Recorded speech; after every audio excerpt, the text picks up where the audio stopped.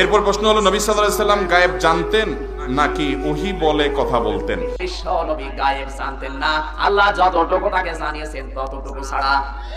অথচ বাংলাদেশে একদল আলাদা হয়ে যাচ্ছে, নবী গায়েব জানে, আর একদল বলছে জানে না, এই নিয়ে মারামারি হয়ে যাচ্ছে। গায়েব শব্দের অর্থই জানেন না, ঝগড়া করতেছেন।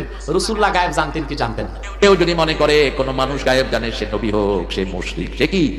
কোন নবীও গায়েব জানে না। নবীকে গায়েব জানানোর কে জানিয়েছেন? আচ্ছা বলেন তো, গায়েব জানলে কি রাসূল তাইফে গিয়ে মার খেতেন? গায়েব জানলে কি উহুদের ময়দানে তিনি মার খেতেন? বলবি ওয়াজ করো, যেই নবীর কথা দিয়া মাঠ গরম করো, যেই নবীর এলেমের কথা বলো, সেই নবীর দিকে তোমার এলেমকে বড় পণ্ডিত মনে করো, আর তুমি পণ্ডিত হইছো, স্কলার হয়ে গেছো। হে নবী, আপনি বলে দিন, আকাশ এবং জমিনে এক আল্লাহ ছাড়া কেউ গায়েব জানে না।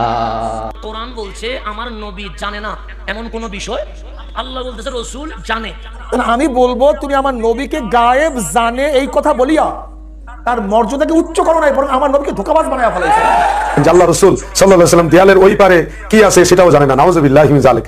আজ থেকে 150-200 বছর আগে সেই ইবনে আব্দুল ওয়াহাব নজদি দালালরা ভারতবর্ষে বিভিন্ন জায়গায় বসে এই কথাগুলি বলতো।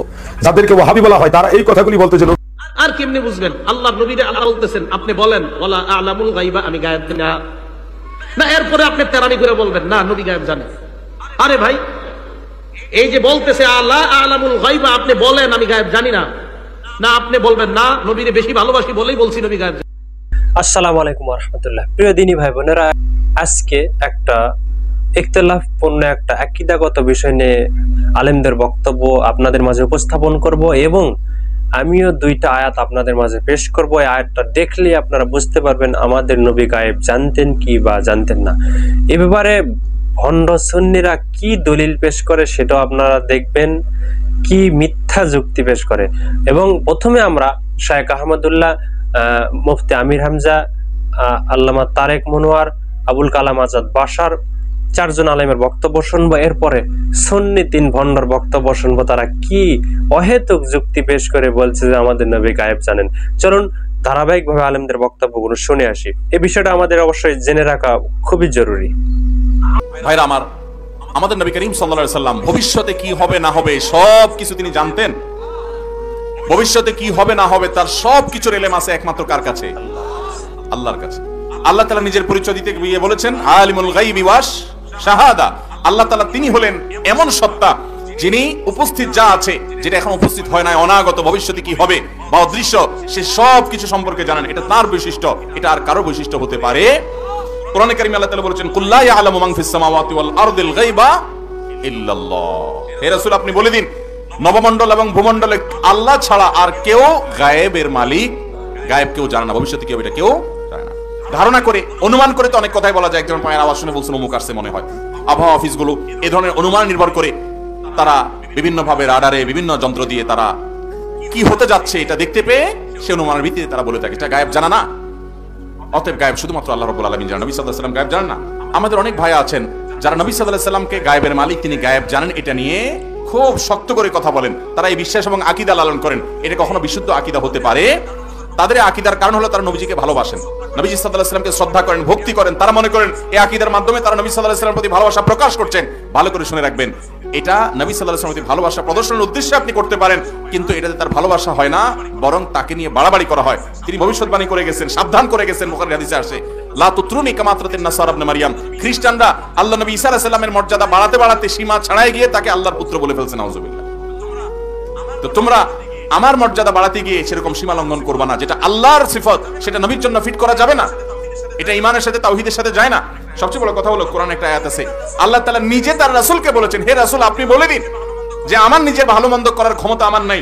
ওয়ালাউ কুনতু আ'লামুল গায়ব লাস্তাকসারতু মিনাল খায়র ওয়া মা মাসসানিয়াস সু। যদি আমি গায়েব জানতাম, হে রাসূল আপনি বলে দেন, আমি যদি গায়েব জানতাম তাহলে আমার শুধু ভালোই ভালো আসতো, আমার কখনো বিপদ আসতো না। ওই যে উহুদের ময়দানে দাঁত ভেঙে ফেলেছেন নবী সাল্লাল্লাহু আলাইহি ওয়াসাল্লাম আঘাত করে, যদি উনি জানতেন ভবিষ্যতে কি হবে তাহলে তো দাঁত ভাঙতো না, উনি নিরাপদে চলে যেতে পারতেন।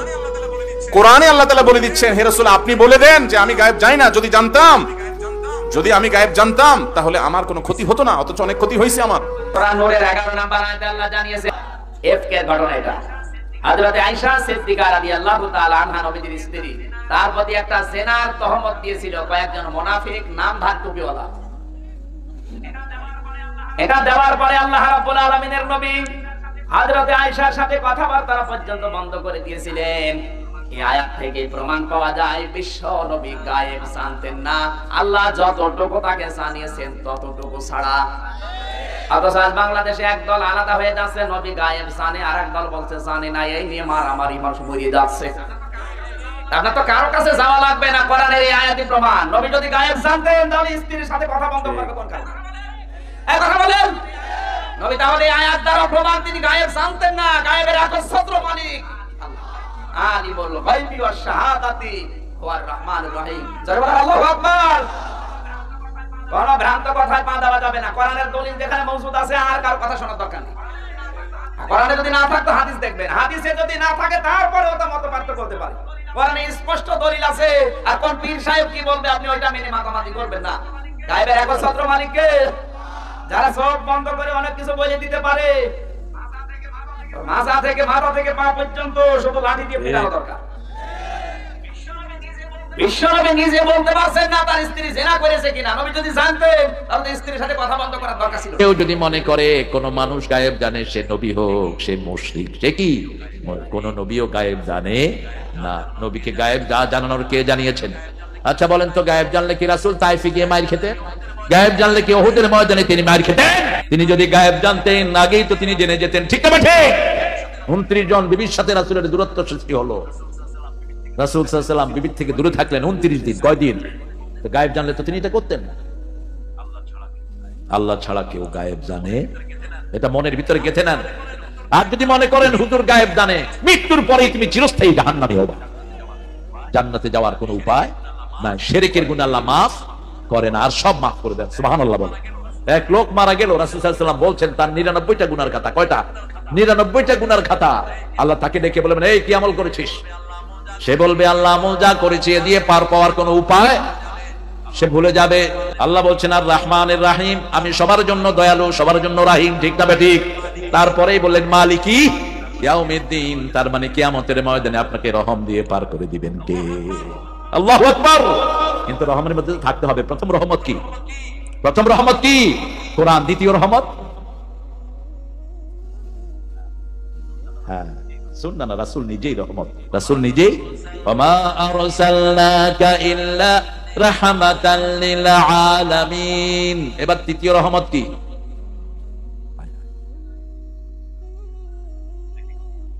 দেখি কতক্ষণ চুপ থাকতে পারে। আপনারা এত ওয়াজ শুনলেন, এগুলো শুনলেন না কেন? রহমত 3টা জায়গায়। কয়টা? প্রথম রহমত কি? কোরআন। কোরআন আসার আগে রাসূলুর রহমত পাননি। ঠিক না ঠিক? কোরআন রাখার আগে তিনি ছিলেন আল আমিন, আর কোরআন আসার আগে রাহমাতাল লিল। আল্লাহ কোরআন মাজিদে স্পষ্ট করে বলে দিলেন, কুল লা ইয়ালামু মান ফিস সামাওয়াতি ওয়াল আরদিল গায়বা ইল্লাল্লাহ। হে নবী আপনি বলে দিন, আকাশ এবং জমিনে এক আল্লাহ ছাড়া কেউ গায়েব জানে না। ইনদাহু মাফাতিহুল গায়ব, গায়েবের চাবি কার হাতে? লা ইয়ালামুহা, কেউ তা জানে না, ইল্লাহু, তিনি ছাড়া, এক আল্লাহ ছাড়া কেউ গায়েব জানে না। যদি রাসূল গায়েব জানতেন তাহলে ওহী নাজিল হওয়ার কোনো দরকার ছিল না। আমরা এতক্ষণ কয়েকজন আলেমের বক্তব্য শুনলাম, তারা স্পষ্ট বললেন যে আমাদের নবী গায়েব জানতেন না। এই ব্যাপারে আপনারা যদি দুটো কোরআন আয়াত দেখেন তাহলে বিষয়টা আরো ক্লিয়ার হয়ে যাবে আপনাদের মাঝে। আলেমরা কিন্তু এই আয়াত দুটো বলেছে, সে আয়াত কোন সূরায় কোন আয়াত তারা হয়তো বা বলেনি। আমি আপনাদেরকে বলি, আপনারা যদি সূরা আনামের 50 নম্বর আয়াত দেখেন, এখানে বলা হয়েছে, বলো আমি তোমাদেরকে এটা বলি না যে আমার নিকট আল্লাহর ধন ভান্ডার আছে, অদৃশ্য সম্বন্ধেও আমি অবগত নই। অদৃশ্য এখানে আরবি শব্দ গায়েবা, গায়েব, অদৃশ্য সম্বন্ধেও আমি অবগত নই। এবং তোমাদেরকে এটাও বলি না যে আমি ফেরেশতা, আমার প্রতি যা ওহী হয় আমি শুধু তাই অনুসরণ করি। দেখুন স্পষ্ট, অদৃশ্য সম্পর্কেও আমি অবগত নই।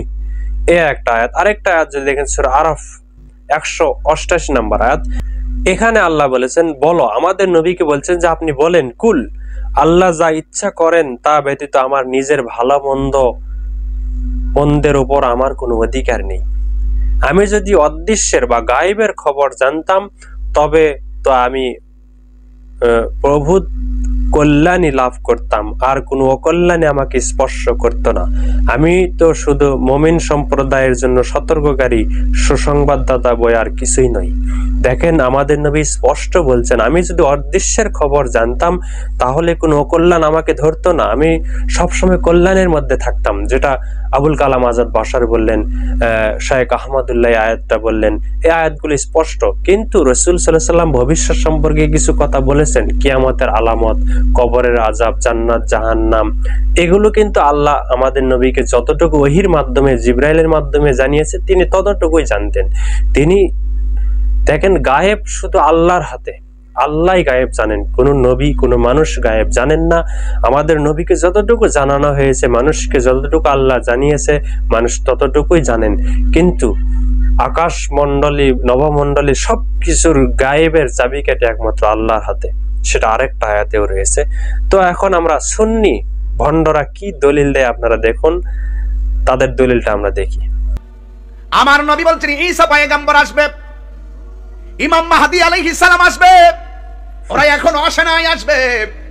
আসবে মানে হলো ভবিষ্যতের খবর। এখন যদি নবী পাককে আমার আল্লাহ যে ইলম দিয়েছেন, এই ইলম জাহির করেছেন আমাদের সামনে, কিছু গোপন রেখেছেন, এটা নবীর জন্য খাস। কথা কোন ঠিক কিনা? সব বইলা গেছে, যারা ভাল লাগছে মনে রাখছে, যারা মনে রাখতে পারেনি তারা ভুলে গেছে। ওই যেগুলো ভুলে গেছে এটা আল্লাহ পাকের দয়া, আল্লাহ পাক যেভাবে ইচ্ছা করেছেন, ঠিক কিনা বলেন? একবার আল্লাহর হাবিব দুনিয়ার জমিনে ঘন ঘন ভূমিকম্প হবে, খুন খারাপি বেড়ে যাবে, মার্কেটে মহিলাদের সংখ্যা বেড়ে যাবে। এখন আপনারা বলেন ১৫০০ বছর পরে যা বলেছে এখনো তা হচ্ছে কি হচ্ছে না? এটার নাম এলমে গায়েব, বলে গেছেন। বলছে আমার নবী জানে না এমন কোন বিষয়, আল্লাহ বলতেছে রাসূল জানে। আল্লামা কামা আলাম তাকুন তালাম, অজানা বলতে কোনো শব্দ নাই, সবগুলো জানে। এটাকে বলতেছে। তো ইলমে গায়েব শুধু জানে তা নয়, উম্মতকে প্রয়োজন হলে ইলমে গায়েব জানাতে কখনো কৃপণতা করেন না। কে বলছে? এখন আসেন বুখারী মুসলিম মুত্তাফাকুন আলাইহ, বুখারীতেও আছে মুসলিমও আছে। হযরতে আনাস বিন মালিক রাদিয়াল্লাহু তাআলা, উনি আমার নবীর খাদেম, ওনার থেকে বর্ণিত, আন্নান নবিয়্যা সাল্লাল্লাহু আলাইহি ওয়াসাল্লাম খারাজা হিনা জাগাতিশ শামস, আমার নবী ঘর থেকে বের হলেন। খারাজা মানে কি হলেন? হিনা জাগাতিশ শামস, যখন সূর্য কি হয়েছে? মধ্যবর্তী হয়েছে। জাগাত মানে ঢেলে যাচ্ছে, ওই সময়ে ঘর থেকে বের হলেন। বের হয়ে কোথায় আসলেন? মসজিদে নববীতে আসলেন। ফাসাল্লা যুহরা, যুহরের নামাজ আদায় করলেন। ফালাম্মা সাল্লামা, যুহরের নামাজ যখন শেষ করলেন, কামা আলাল মিম্বার, কামলিওয়ালা মিম্বরে দাঁড়ায়া মাহফিল করা শুরু করেছেন। কি করা শুরু করছেন? কিসে দাঁড়ায়া? মিম্বরে দাঁড়ায়। তারপর ফাযাকারা সাআ, কিয়ামত নিয়ে আলোচনা করলেন। তারপর ওয়া যাকারা আন্না বাইনা ইয়াদাইহা উমুরান ইজামান, এই কিয়ামত পর্যন্ত যত বড় বড় ঘটনা ঘটবে সমস্ত ঘটনা আমার কামলিওয়ালা মিম্বরে দাঁড়ায়া সাহাবায়ে কেরামকে বলে দিয়েছে। তোমাদের মধ্যে যার ইচ্ছা হয় যে কোনো বিষয়ে প্রশ্ন করো, আমি নবী উত্তর দিতে রাজি আছি। দুনিয়ার সব মানুষের ইলমকে আল্লাহ তাআলা বললেন কালিল, সামান্য। আর আমাদের দয়াল নবীজির ইলমকে আল্লাহ কি বলেছেন? সূরা নিসা এর 113 নম্বর আয়াতে আল্লাহ তাআলা বলেন, ওয়া আনজালাল্লাহু আলাইকাল কিতাবা ওয়াল হিকমাতা ওয়া আল্লামাকা মা লাম তাকুন তা'লাম ওয়া কানা ফাদলুল্লাহি আলাইকা আযীমা। অর্থাৎ আল্লাহ তাআলা আপনার উপরে কিতাব এবং হিকমত নাজিল করেছেন। ওয়া আল্লামাকা মা লাম তাকুন তা'লাম, যা কিছু আপনার অজানা ছিল তা সবই আপনাকে শিক্ষা দিয়েছেন।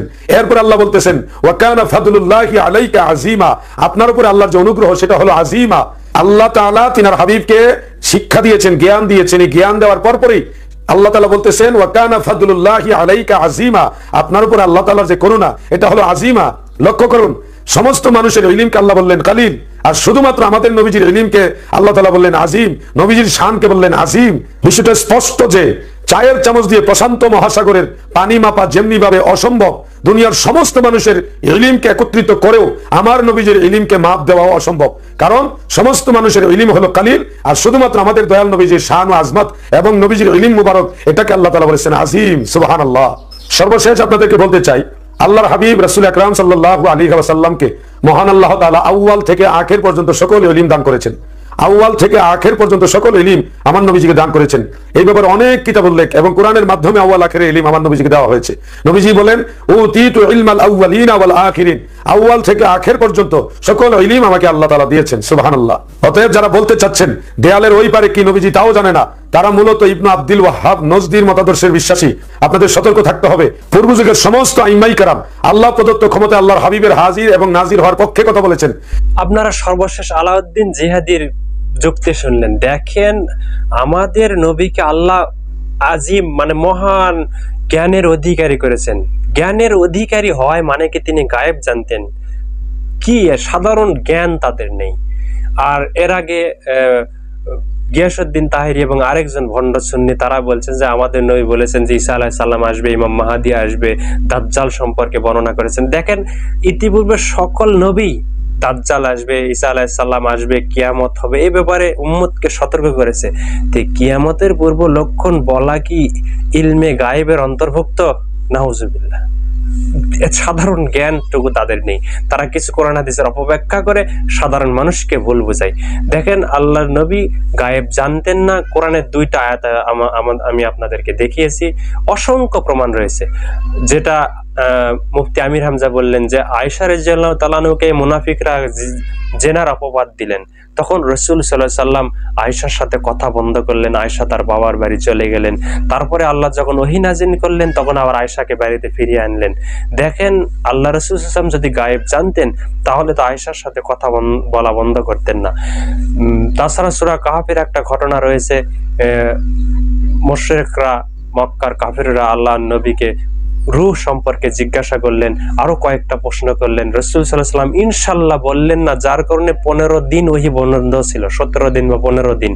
তখন আল্লাহ রাসূল সাল্লাল্লাহু আলাইহি ওয়াসাল্লামকে ঠাট্টা বিদ্রূপ করা হতো।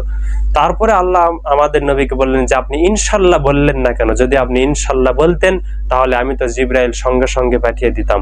এখানেও প্রমাণ হয় যে রাসূল সাল্লাল্লাহু আলাইহি ওয়াসাল্লাম ইনশাআল্লাহ বলেননি, যার কারণে জিবরাইল আসেননি, তিনি প্রশ্নের উত্তর দিতে পারেননি। সূরা কাহফের ঘটনা, এসব অসংখ্য ঘটনা রয়েছে যেসব ঘটনা প্রমাণ করে রাসূল সাল্লাল্লাহু আলাইহি ওয়াসাল্লাম গায়েব জানতেন না। এই সাধারণ জ্ঞানটুকু তাদের নেই। আল্লাহ আমাদেরকে বিষয়গুলো বোঝার এবং আমল করার তৌফিক দান করুক। দেখা হয় পরবর্তী কোনো ভিডিওতে। আসসালামু আলাইকুম ওয়া রাহমাতুল্লাহ।